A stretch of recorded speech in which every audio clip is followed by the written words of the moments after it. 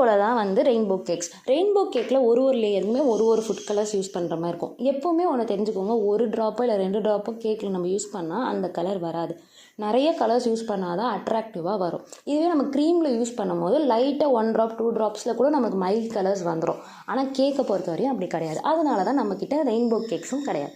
அப்புறம் fruit cake. ஏன் fruit cake பண்ணுறதில்ல? நிறைய சில ஹோம் பேக்கர்ஸ்லாம் பண்ணுறாங்களே அப்படின்னு நீங்கள் கேட்டிங்கன்னா, கண்டிப்பாக ஃப்ரூட் கேக் நாங்கள் பண்ணுவோம். சீசனல் ஃப்ரூட் அப்போது. நீங்கள் இப்போ ஸ்ட்ராபெரி சீசன் அப்போ ஸ்ட்ராபெரி கேக் கேட்டிங்கன்னா பண்ணுவோம். மேங்கோ சீசன் அப்போ மேங்கோ கேக் கேட்டிங்கன்னா பண்ணுவோம். இந்த க்ரஷஸ் யூஸ் பண்ண எந்த கேக்குமே நாங்கள் பண்ணுறது கிடையாது. அது ஃபுல்லாகவே நல்லதே கிடையாது.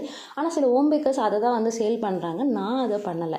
ஸோ இதையும் நான் வந்து நிறைய பேர் கேட்குறீங்க, ஏன் பிளாக் கரண்ட் இல்லையா, ப்ளூபெரி இல்லையா, லிச்சி ஃப்ளேவர் இல்லையா அப்படின்னு சில டைமில் கேட்குறீங்க.